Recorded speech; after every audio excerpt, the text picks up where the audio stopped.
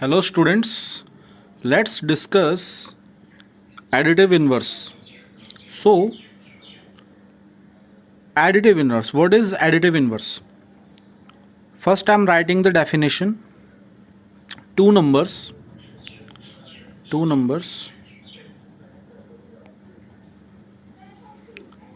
are said to be additive inverse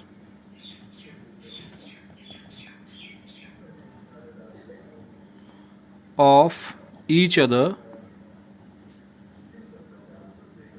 if their sum is 0. Okay, suppose you are adding two numbers x and y and their sum is 0.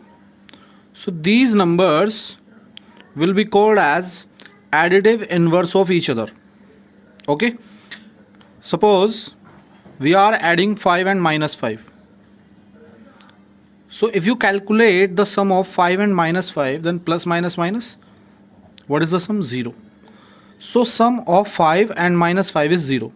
So as the definition says, two numbers are said to be additive inverse of each other if their sum is 0. So here, as you can see, the sum of 5 and minus 5 is 0. So 5 and minus 5 will be the additive inverse of each other. 5 is the additive inverse of minus 5 and minus 5 is the additive inverse of plus 5.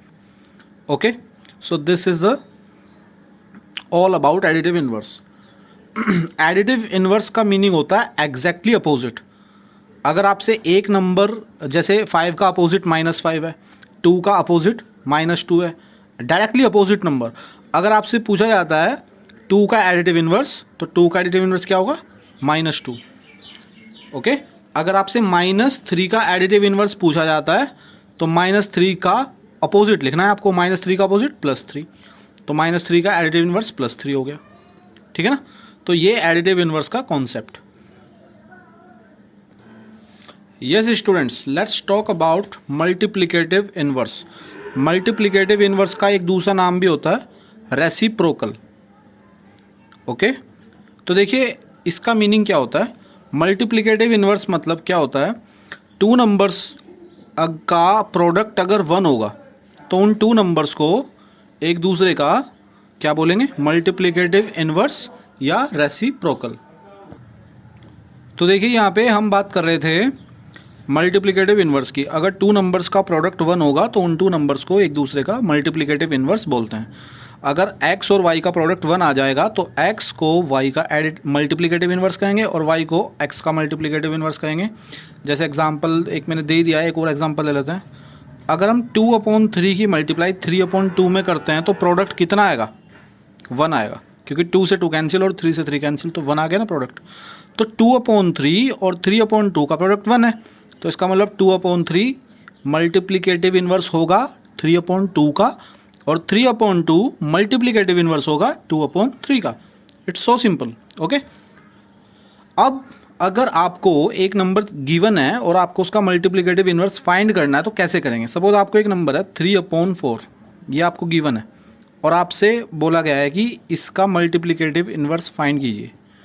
Suppose आपको 3/4 का multiplicative inverse find करना है, तो आप assume कर लेंगे कि जो मल्टीप्लिकेटिव इन्वर्स है वो 3/4 का वो x है. ये आपने अज्यूम कर लिया है. ठीक है ना, ये आपने अज्यूम कर लिया है कि क्या है मल्टीप्लिकेटिव इन्वर्स ऑफ 3/4 x. अब एक बार बताइए, अगर x 3/4 का मल्टीप्लिकेटिव इन्वर्स है तो इसका मतलब ये हुआ कि अगर मैं 3/4 की x में मल्टीप्लाई कर देता हूँ तो कितना प्रोडक्ट आएगा? 1 आएगा, क्योंकि x इसका मल्टीप्लिकेटिव इन्वर्स है. देखिए ना यहाँ पे 3/2 2/3 का मल्टीप्लिकेटिव इन्वर्स था, तो इनका प्रोडक्ट कितना है? 1 है. तो ऐसे ही x किसका मल्टीप्लिकेटिव इन्वर्स है? 3/4 का. तो इसका मतलब अगर मैं इसको इसके साथ मल्टीप्लाई करता हूँ तो प्रोडक्ट 1 हो जाएगा. ठीक है ना. अब ये इक्वेशन समझ में आ गई ना कैसे बनाई मैंने. अब 3/4 को अगर आप इधर ट्रांसपोज करते हैं तो 3/4 डिवाइड में आएगा. ये आपने ट्रांसपोजिशन पढ़ा हुआ है, मल्टीप्लाई से जब आप ट्रांसपोज करते हैं तो डिवाइड में आता है. ये मैंने आपको पढ़ा हुआ ना, a × b = c. अगर आप सपोज b को इधर ट्रांसपोज कर रहे हो तो b यहाँ पे मल्टीप्लाई में है तो किस में आएगा? डिवाइड में आएगा. ठीक है ना. अब इसको हम सोल्व कैसे करते हैं, 7th में आपने पढ़ा हुआ है, डिवाइड करने का मतलब होता है मल्टीप्लाई करना रेसिप्रोकल से। तो डिवाइड को मल्टीप्लाई में करके इसका यहाँ पे रेसिप्रोकल हो जाता है, ये रूल होता है, ठीक है ना। तो अब इसे सॉल्व कर लेंगे, x इक्वल टू 4 1 ज़ा 4, 4/3। तो x की वैल्यू कितनी, 4/3, और x क्या था यहाँ पे, 3/4 का मल्टीप्लिकेटिव इनवर्स, और x की वैल्यू क्या है, 4/3। तो इसका मतलब क्या हुआ, मल्टीप्लिकेटिव इनवर्स ऑफ 3/4 क्या होगा, 4/3 होगा। ये आपका आंसर। यस स्टूडेंट्स, अभी देखते हैं, हमें 2 टर्म्स और डिस्कस करनी है, एडिटिव आइडेंटिटी और मल्टीप्लिकेटिव आइडेंटिटी। पहले एडिटिव आइडेंटिटी को एक बार डिस्कस कर लेते हैं। देखिए, एडिटिव आइडेंटिटी का मतलब होता है एक number, additive identity is basically a number, एक ऐसा नंबर होता है जिसको अगर हम किसी नंबर में ऐड कर दें तो सेम आता है। ऐसा नंबर क्या है, 0। अगर आप 0 को x में ऐड करेंगे तो कितना आएगा, 0। अगर आप 0 को 5 में ऐड करते हैं तो कितना आता है, 5 आता है। नंबर सेम ही आता है, जिस नंबर में आप 0 को प्लस करते हो वही नंबर आपका सम आ जाता है। तो ये जो 0 है ना, इस 0 को ही हम बोलते हैं एडिटिव आइडेंटिटी या फिर एडिटिव एलिमेंट, ठीक है ना। तो अगर आपसे पूछा जाए कि what is the additive identity, तो क्या कहेंगे आप, 0 is known as additive identity.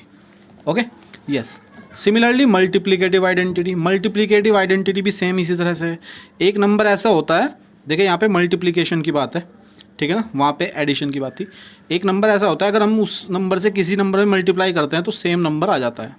अगर 1 से आप x को मल्टीप्लाई करोगे तो कितना आएगा, x। अगर आप 1 से 5 को मल्टीप्लाई करोगे तो कितना आएगा, 5। अगर आप 7/3 को 1 से मल्टीप्लाई करते हो तो कितना आता है, 7/3। तो ये जो 1 है ये बहुत ही स्पेशल नंबर है मल्टीप्लिकेशन में, तो इस 1 को बोला जाता है मल्टीप्लिकेटिव आइडेंटिटी, ठीक है ना। 0 is known as additive identity, whereas 1 is known as multiplicative identity.